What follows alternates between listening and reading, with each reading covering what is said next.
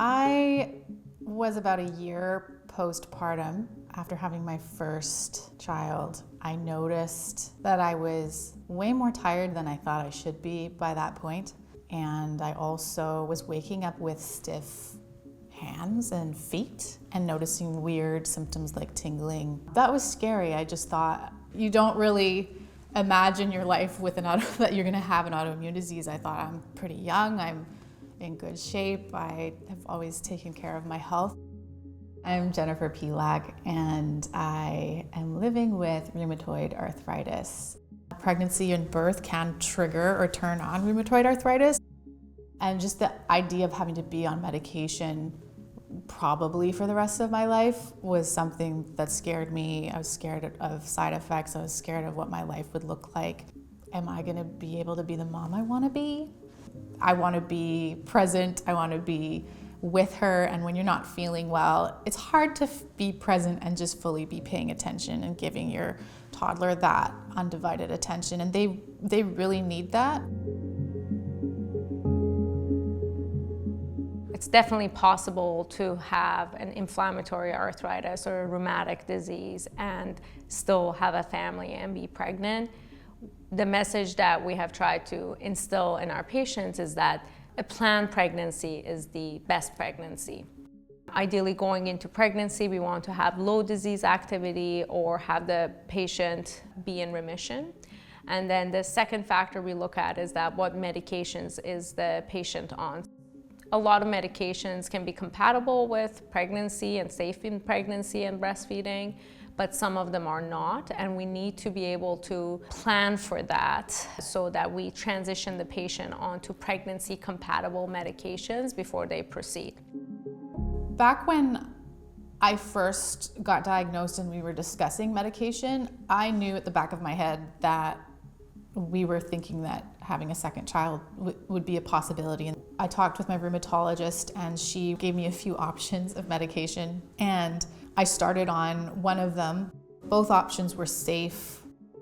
And when we talk about safety, we're talking about the baby and we're also talking about the mom. We were actually one of the first research groups to show that taking biologics during pregnancy by a woman with arthritis does not lead to adverse outcomes. So these adverse outcomes that we looked at included preterm deliveries, small for gestational age, and congenital anomalies. Like our work has shown that it impacts whole families. And that's why when we speak to this research, we call it the family study.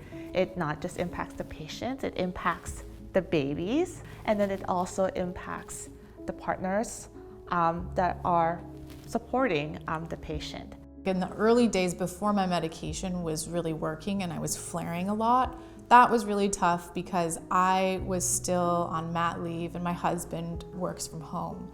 And so there'd be weeks where almost, every day I'd need him to stop work and help my daughter. And so now he's got added stress, trying to juggle taking care of my daughter and making sure that I have time to rest. And we're just trying to find that balance with each other. And that can cause tension because you add more stress to your life and it affects both people. My relationship with my partner overall has been really positive through having this diagnosis and navigating living with rheumatoid arthritis. I feel like it's drawn us closer together because I've had to advocate for myself and speak up and explain what it is that I'm going through and what it feels like. And he's learned a lot and we've had to adjust and shift things with each other. It really just highlights the misconceptions about arthritis being an older person's disease. So when we were doing these focus groups with women with rheumatoid arthritis, one of the recurring themes that coming up is, what about our partners? How they're involved in this family planning and this affects them too. The partners are also experiencing knowledge gaps. They also have needs. They also have impacts on their mental health, sometimes helplessness because they're watching their loved one go through these very difficult decisions. They too need information about arthritis and pregnancy and how they can support their loved one. Most of our diseases do not affect fertility or a couple's chances of becoming pregnant. The only exception to that is that some data has been shown that patients who have rheumatoid arthritis or ankylosing spondylitis, it may just take them longer to get pregnant. But it's really important to have the conversation early, and we kind of make a joke with our patients that, even before your partner, we should know if you're planning to have kids.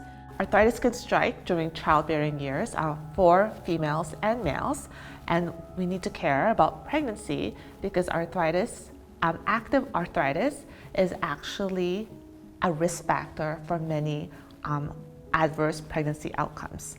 There's research that has shown that when a female patient is in flare, they're more likely to have miscarriage, they're more likely to have preterm deliveries, and these are all the outcomes that we try to prevent during a pregnancy.